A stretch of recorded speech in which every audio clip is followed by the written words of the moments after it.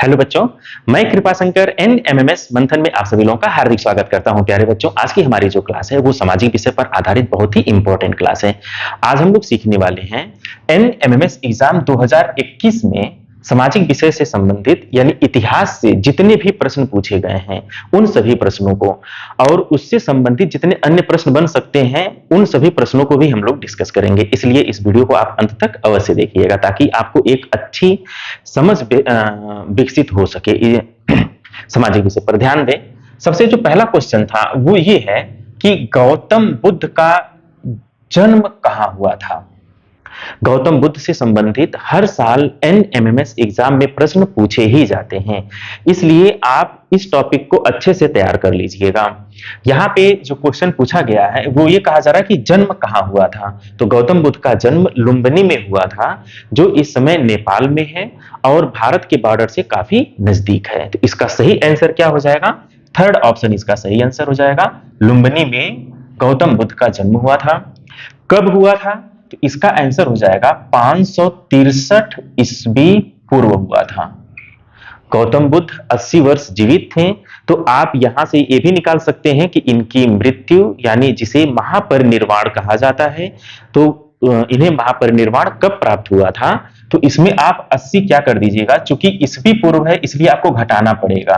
तो आप इसमें से जब घटाएंगे तो ये 16 में से 8 जाएगा, 8 हो जाएगा और ये 4, यानी कि 483 ईस्वी पूर्व इनकी मृत्यु हुई थी। मृत्यु कहां हुई थी? तो यह उत्तर प्रदेश के कुशीनगर जनपद में एक स्थान है, वहां पे इनकी मृत्यु हुई थी, जिसे पहले कुशीनारा के नाम से जाना जाता था। तो ये भी प्रश्न पूछा हुआ है। तो आप यहां से दोनों प्रश्न तैयार कर लीजिएगा। दोनों प्रश्न एनएमएमएस एग्जाम में पूछे गए हैं कि मृत्यु कब और कहां हुई थी और जन्म कब और कहां हुआ था। ठीक है। सेकेंड प्रश्न, सम्राट अशोक के पिता कौन थे? ध्यान दें, सम्राट अशोक की अगर हम बात करें तो यह मौर्य साम्राज्य से संबंधित है। मौर्य साम्राज्य में सबसे पहले स्थापना चंद्रगुप्त मौर्य ने किया था। चंद्रगुप्त मौर्य के जो पुत्र थे वो बिंदुसार थे। चंद्रगुप्त मौर्य के पुत्र कौन थे? बिंदुसार। और बिंदुसार के जो पुत्र थे वो हैं अशोक। तो इस तरह से अशोक के पिता कौन थे आप जान पाएंगे। अशोक के पिता कौन हो जाएंगे? बिंदुसार। तो कौन सा ऑप्शन सही हो जाएगा? फर्स्ट ऑप्शन सही हो जाएगा। तो अब आपसे अगर कोई पूछे कि सम्राट अशोक के पिता कौन थे, तो उसका आंसर हो जाएगा बिंदुसार थे। ठीक है। बिंदुसार के पिता कौन थे? चंद्रगुप्त मौर्य थे। अब मौर्य वंश की अगर हम बात करें कि मौर्य वंश का अंतिम शासक कौन था, तो मौर्य वंश का अंतिम शासक जो है बृहद्रथ थे। बृहद्रथ, यह भी क्वेश्चन पूछा हुआ है। बृहद्रथ, बृहद्रथ ये मौर्य वंश के अंतिम शासक थे। तीसरा प्रश्न है, हर्षवर्धन के शासनकाल में कौन भारत आया था? हर्षवर्धन के शासनकाल की अगर हम बात करें तो उस समय वेनसांग भारत आया था। हर्षवर्धन के शासनकाल में भारत कौन आया था? वेनसांग। अब देखिए इसमें जो क्वेश्चन है मेगस्थनीज, तो मेगस्थनीज कब आया था ये भी आपको पता होना चाहिए। मेगस्थनीज भी भारत आया था। जब मेगस्थनीज भारत आया था तो उस समय चंद्रगुप्त मौर्य का शासन चल रहा था। तो मेगस्थनीज कब भारत आया था? चंद्रगुप्त मौर्य के शासन में मेगस्थनीज जो है वो भारत आया था। इसने इंडिका नामक पुस्तक लिखी थी। इंडिका, ये भी प्रश्न पूछा जा सकता है कि इंडिका नामक पुस्तक किसने लिखा था, तो उसका आंसर हो जाएगा मेगस्थनीज ने लिखा था। तो इंडिका नामक पुस्तक किसने लिखा था? मेगस्थनीज ने लिखा था। मेगस्थनीज भारत कब आया था? चंद्रगुप्त मौर्य के शासनकाल में भारत आया था। तो इस तरह से जब आप तैयारी रखेंगे, ऑप्शन में जो प्रश्न है उनको भी आपको ध्यान में रखना है। फाहियान कब भारत आया था? जब फाहियान भारत आया था तो गुप्त वंश का शासन चल रहा था। उस समय चंद्रगुप्त द्वितीय का शासन चल रहा था। तो चंद्रगुप्त द्वितीय का शासनकाल में फाहियान भारत आया था। तो यहां से प्रश्न बनते हैं और आप इसको वीडियोस को ध्यान से देखें। ये जो श्रृंखला चल रही है, हम 2015 से लेकर के अब तक के जितने भी प्रश्न हैं और उससे संबंधित जो अन्य प्रश्न हैं, उन सभी प्रश्नों को डिस्कस किए हैं बहुत ही बेहतर तरीके से। आप बहुत ही आसानी से तैयारी कर सकते हैं इन सारी वीडियोस को आप अगर देख लेते हैं। प्लेलिस्ट में आप सामाजिक विषय में जाएंगे और सारी वीडियोस को आप आसानी से देख पाएंगे। चौथा प्रश्न, अच्छा इसमें है चंगेज खां। चंगेज खां जो है ये भारत पर कब आया था? तो चंगेज खां के बारे में हम आपको बता दें कि यह 1221 ईस्वी, उस समय गुलाम वंश का शासन भारत में था। 1221 ईस्वी में सिंधु नदी तक ये आया था और इसके नेतृत्व में जो मंगोल हैं वो भारत पर आक्रमण किए थे। तो 1221 ईस्वी के आसपास ये आया था। मध्यकालीन भारत की प्रथम महिला शासिका कौन है? तो अगर हम बात करें मध्यकालीन भारत की प्रथम महिला शासिका की, तो ये महिला शासिका गुलाम वंश की थी, जिनका नाम है रजिया सुल्तान। क्या नाम है इसका? रजिया सुल्तान। रजिया सुल्तान। तो प्रथम महिला शासिका रजिया सुल्तान, ये कब बनी थी? शासन कब इसने संभाला था? तो इसका जो शासन काल था वो था 1236 ईस्वी से 1240 ईस्वी। इस समय कौन सा वंश था? इस समय जो है गुलाम वंश का शासन था। गुलाम वंश की यह शासिका भी थी। गुलाम वंश 1206 ईस्वी से लेकर के 1290 ईस्वी के बीच गुलाम वंश था और इल्तुतमिश के बाद रजिया सुल्तान जो है वो शासिका बनती है और वह पहली महिला शासिका थी। पांचवा प्रश्न है, पानीपत का प्रथम युद्ध कब हुआ था? अगर हम बात करें पानीपत के प्रथम युद्ध की, तो पानीपत का प्रथम युद्ध 1526 ईस्वी में हुआ था। कब हुआ था? 1526 ईस्वी में। किसके किसके बीच में हुआ था? तो पानीपत का प्रथम युद्ध इब्राहिम लोदी और पानीपत का प्रथम युद्ध इब्राहिम लोदी और बाबर के बीच में हुआ था। किसके किसके बीच में हुआ था? बाबर और इब्राहिम लोदी। बाबर और इब्राहिम लोदी। बाबर और इब्राहिम लोदी के बीच में पानीपत का प्रथम युद्ध होता है और इसमें विजयी कौन होता है? बाबर इसमें विजयी हो जाता है। बाबर जीत करके मुगल वंश की स्थापना करता है। दीन ए इलाही की स्थापना किसने किया था? दीन ए इलाही बहुत इंपॉर्टेंट प्रश्न है। यह प्रश्न कई बार एनएमएस एग्जाम में पूछा गया है। दीन ए इलाही की स्थापना किसने किया था? तो इसका सही आंसर है अकबर ने किया था। अकबर मुगल वंश का शासक था। सिख धर्म की स्थापना किसने किया था? गुरु नानक देव। सिख वंश की स्थापना किसने किया था? गुरु नानक देव। गुरु नानक देव जी सिख धर्म की स्थापना किए थे। निम्न में महान पेशवा कौन था? आठवां प्रश्न है, अगर हम बात करें पेशवा का, तो पेशवा है क्या? पेशवा शब्द के बारे में आपको जानना जरूरी है। यह मराठा का एक प्रमुख पद होता था जो प्रधानमंत्री के इक्विवेलेंट होता है, यानी कि पीएम के इक्विवेलेंट। उस समय का प्रधानमंत्री का जो पद था उसका नाम था पेशवा। और सबसे प्रमुख अगर हम पेशवा की बात करें तो सबसे प्रमुख पेशवा उस समय बालाजीराव प्रथम। इसका सेकंड ऑप्शन जो है वो सही है। बालाजीराव प्रथम जो है वो सबसे प्रमुख पेशवा था। इसमें मराठा साम्राज्य का इसने काफी विस्तार किया था और सबसे ज्यादा विस्तार करने वाला अगर कोई पेशवा था तो वह बाजीराव प्रथम था। ठीक है, ये बाजीराव प्रथम कब से कब तक था? बाजीराव प्रथम जो है 1720 से लेकर के 1740 ईस्वी के बीच बाजीराव प्रथम ने मराठा साम्राज्य का सबसे ज्यादा प्रसार किया था। इसी पर एक फिल्म भी आई थी बाजीराव प्रथम पर।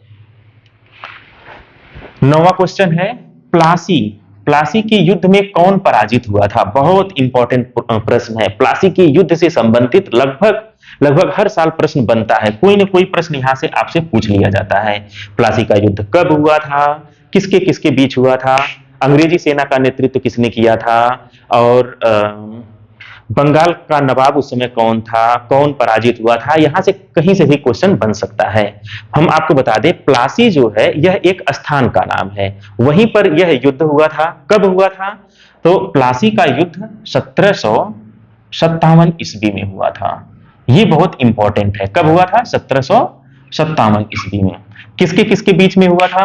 तो सिराजुद्दौला, उस समय बंगाल का जो नवाब था वो था सिराजुद्दौला, और अंग्रेजी सेना का जो नेतृत्व कर रहा था वो लॉर्ड क्लाइव।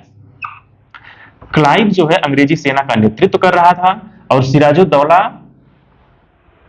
बंगाल का नवाब था। इन दोनों के बीच ये युद्ध होता है, और इसमें सिराजुद्दौला जो है पराजित हो जाता है, और रॉबर्ट क्लाइव के नेतृत्व वाली अंग्रेजी सेना इसमें जीत जाती है। तो इस तरह से 1857 ईस्वी में प्लासी का युद्ध होता है, जिसमें सिराजुद्दौला पराजित होता है। तो इसका सही आंसर कौन सा हो जाएगा? इसका सही आंसर चौथा हो जाएगा, सिराजुद्दौला।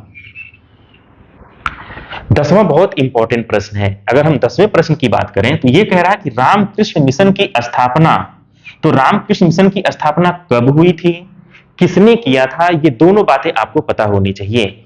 तो रामकृष्ण मिशन की स्थापना 1896 ईस्वी में हुआ था। किसने किया था? स्वामी विवेकानंद। स्वामी विवेकानंद जी ने किया था। तो स्वामी विवेकानंद जी ने 1896 ईस्वी में रामकृष्ण मिशन की स्थापना किया था। अच्छा, इसके साथ साथ कुछ प्रश्न और भी आपसे पूछा जाता है कि जैसे ब्रह्म समाज की स्थापना कब हुआ था, ब्रह्म समाज की स्थापना किसने किया था, यह भी आपको पता होना चाहिए। तो 1828 ईस्वी में ब्रह्म समाज की स्थापना होती है। 1828 ईस्वी में किसकी स्थापना? ब्रह्म समाज की।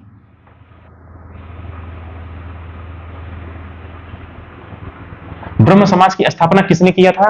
राजा राम मोहन राय। इसे भी आप अपने नोट्स में जरूर लिख लीजिएगा कि राजा राम मोहन राय ने 1828 ईस्वी में ब्रह्म समाज की स्थापना किए थे। अच्छा, अगर आपसे क्वेश्चन ये पूछा जाए कि आर्य समाज की स्थापना किसने किया था, तो आर्य समाज की स्थापना दयानंद सरस्वती जी ने किया था। दयानंद सरस्वती जो है आर्य समाज की स्थापना किए थे। कब किए थे?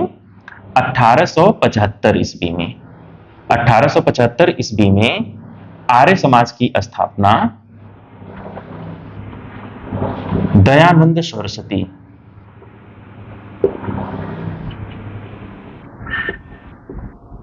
ये भी आप इसको नोट कर लीजिएगा। दयानंद सरस्वती सबसे पहले कहे थे कि वेदों की ओर लौटो, यानी कि हमें अपनी प्राचीन सभ्यता को नहीं भूलना चाहिए। वेदों की ओर लौटो किसने कहा था? यह भी क्वेश्चन पूछा हुआ है एनएमएस एग्जाम में। तो दयानंद सरस्वती जी ने कहा था कि वेदों की ओर लौटो। तो ये भी आप इसको नोट जरूर कर लीजिएगा। दयानंद सरस्वती ने क्या कहा था? वेदों की ओर लौटो।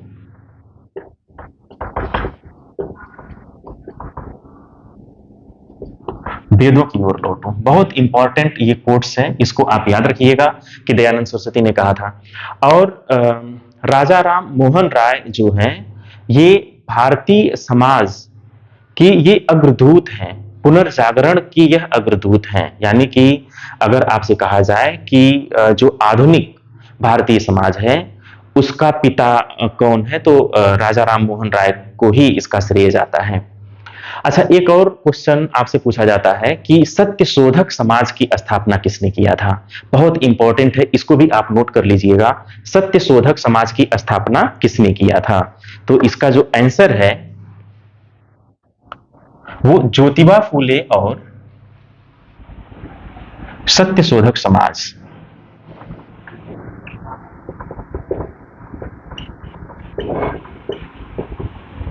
सत्यशोधक समाज की स्थापना किसने किया था? ज्योतिबा फूले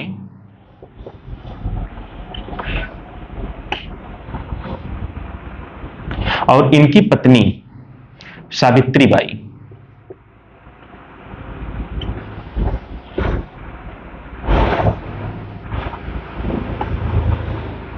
तो आपसे अगर क्वेश्चन ये पूछा जाए कि सत्यशोधक समाज की स्थापना किसने किया था, तो इसका क्या आंसर हो जाएगा? ज्योतिबा फूले और सावित्रीबाई फूले ने सत्यशोधक समाज की स्थापना किया था।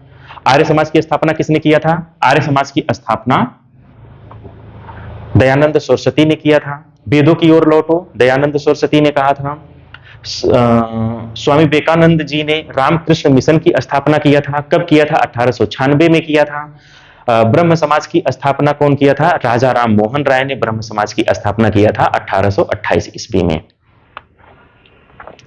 ब्रिटिश भारत की राजधानी दिल्ली से पहले कहां थी? तो ब्रिटिश भारत की राजधानी की अगर हम बात करें तो दिल्ली से पहले कोलकाता में थी। तो इसका सही आंसर क्या हो जाएगा? कोलकाता।